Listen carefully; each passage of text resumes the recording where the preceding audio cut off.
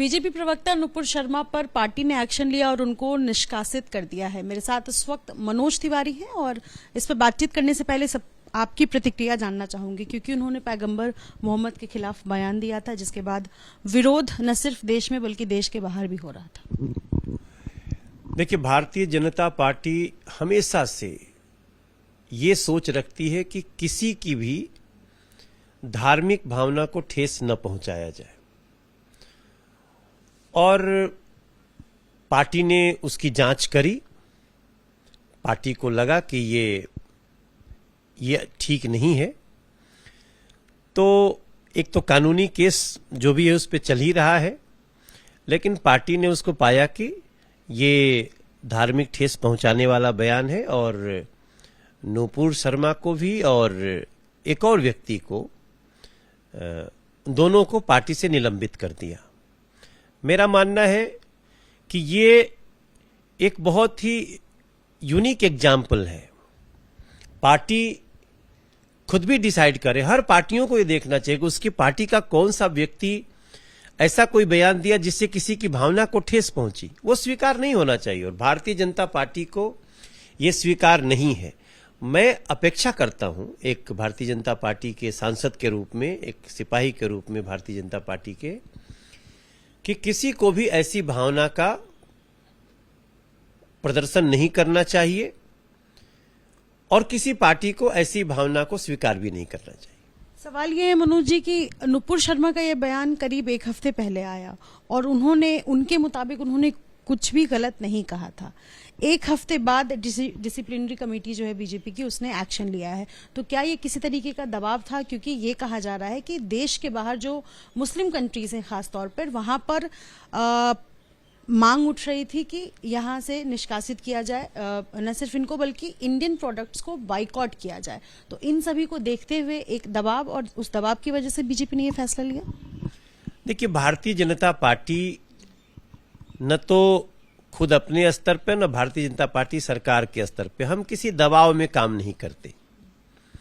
Party के अंदर भी बहुत सारी शक्तियां थी, बहुत सारे लोग थे जो बार बार कह रहे थे कि नहीं, नुपुर को ऐसा नहीं बोलना चाहिए था।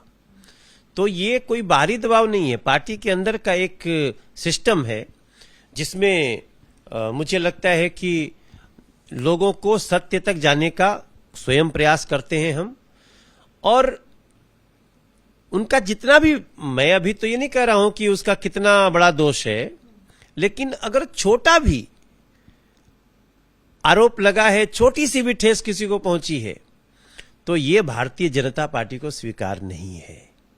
कानून अपना काम करेगा, और ऐसे केसेस में कानून को ही अपना कार्य करना चाहिए। मैं कई चीज देखता हूं, कोई धमकी दे रहा है, कोई ये कर रहा है, नहीं। पार्टी के स्तर पे हमारा ये निर्णय है, और उसके बाद भी अगर किसी ने कोई गलती किया तो उसका फैसला कोर्ट में हो जाएगा। ये धमकी भरे शब्दों से और ऐसे लोगों को बाज आना चाहिए। विश्वास रखिए, इस देश में भारतीय जनता पार्टी की जो सोच है वो हमेशा न्याय करेगी। अक्सर जब टीवी डिबेट में किसी भी पार्टी के प्रवक्ता जाते हैं तो जो कहा जाता है थिन लाइन या मर्यादा, वो भूल जाते हैं, चाहे कोई भी पार्टी के हो। बीजेपी पर यह आरोप लगता रहा है कि कई ऐसे प्रवक्ता जो टीवी डिबेट्स में जाते हैं या जो पब्लिकली बयान देते हैं वो इनसेंसिटिव होता है।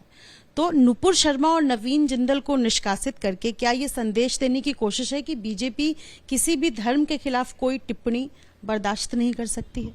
बिल्कुल यही सत्य है कि भारतीय जनता पार्टी ना तो किसी दूसरे धर्म के खिलाफ कोई ऐसी अभद्र टिप्पणी करने का उसका स्वीकार कर सकती है, और ना तो दूसरों को भी चाहती है कि आप किसी के ऊपर, हिंदू समाज पे भी या किसी समाज पे ऐसा ना करें। हमारे देश में धमकियों की बस जगह नहीं होनी चाहिए। न्याय है, और न्याय भारतीय जनता पार्टी अपने स्तर पर भी कर रही है, देश का कानून भी करेगा। एक बड़ा तबका है जो बीजेपी के विरोध में भी आवाज उठाने लगा है। ट्विटर पर भी ट्रेंड शुरू हो गया है कि नुपुर शर्मा ने हिंदू धर्म के सपोर्ट में इस तरीके का बयान दिया, और अब नुपुर शर्मा को भी रेप थ्रेट्स मिल रहे थे, जिसको लेकर उन्होंने शिकायत भी दर्ज कराई थी। और पार्टी ने ये जो स्टैंड लिया है नुपुर शर्मा को या नवीन जिंदल को निष्कासित करके, ये गलत है। तो जो तबका विरोध कर रहा है उसको लेकर क्या कहेंगे आप? जिसने भी नुपुर शर्मा को रेप थ्रेट दिया हो, नुपुर शर्मा को मारने की धमकी दी हो, वो भी उतना ही दोषी है। मैंने शुरू में कहा ना कि हमारे यहाँ कानून है ना, अगर कोई गलती करता है तो हम न्यायालय में जाएंगे। जो सड़क पे फैसला करने के पक्षधर हैं, जो धमकी देने के पक्षधर हैं, जो रेप थ्रेट दे सकते हैं, वो उनके ऊपर भी हमारे देश की कानून व्यवस्था वैसे ही उनके ऊपर अंकुश लगाएगी और ऐसे लोगों को भी नहीं छोड़ा जाएगा। एक आखिरी सवाल है, राजस्थान के बूंदी में एक मौलाना ने विवादित बयान दिया, भड़काऊ बयान दिया, जिसमें उन्होंने कहा कि जो भी पैगंबर मोहम्मद के खिलाफ बोलेगा उसकी आंखें नोच लेंगे, हाथ तोड़ देंगे। और जब भी मुस्लिम समाज इस तरीके का स्टैंड लिया है तो वो बच नहीं पाया है, इस तरीके का बयान। तो एक तरफ नुपुर शर्मा को निष्कासित किया गया है, लेकिन इस तरीके के मौलाना अगर विवादित बयान देते हैं तो इस पर प्रतिक्रिया क्या आपकी रहेगी? राजस्थान सरकार को तुरंत इस पे कार्रवाई करनी चाहिए। उनको ऐसे केस में तो तुरंत, मुझे लगता है कि वो अभी तक एफआईआर कर चुके होंगे, नहीं कर रहे हैं तो ये उनकी गलती है। भारतीय जनता पार्टी का एक एग्जाम्पल लें, भारतीय जनता पार्टी ने दोनों को निलंबित कर दिया। दोनों बहुत पुराने हमारे भारतीय जनता पार्टी के कार्यकर्ता है, नेता है, नेशनल स्पोक्स पर्सन है। उसको भी हटाने में हमने मात्र 6-7 दिन उसका जांच किया और फिर पार्टी ने उनको निलंबित कर दिया, दोनों को। तो क्या राजस्थान को ऐसा नहीं करना चाहिए? एक कोई भी आदमी ऐसी जंगली भाषा बोल रहा है तो वो तो उसको सजा देना वहां के कानून व्यवस्था का काम है, मैं समझता हूं। एक मैं एबीपी के थ्रू सबको बोलना चाहता हूं, आप अपने लिए जैसा व्यवहार चाहते हैं दूसरों के लिए भी वैसा ही व्यवहार करिए। तो ये सारे लोग, जो लोग अप्रिय भाषा बोलते हैं या धमकियां देते हैं, ये सभी लोगों को संभल जाना चाहिए, क्योंकि इस देश में कानून का राज है। और मैं समझता हूं हर राज्य को इसका सुओ मोटो लेना चाहिए, जिस प्रकार से भारतीय जनता पार्टी ने एक एग्जाम्पल सेट किया है। बहुत शुक्रिया बातचीत करने के लिए। तो बीजेपी का स्टैंड बिल्कुल क्लियर है, नुपुर शर्मा को निष्कासित किया गया है और बीजेपी किसी भी धर्म के खिलाफ बयानबाजी करने वालों को बख्शेगी नहीं। ये साफ संदेश बीजेपी की तरफ से आज देने की कोशिश की गई है। अपने सहयोगी डीसी मंजू के साथ निधिश्री, एबीपी न्यूज, दिल्ली।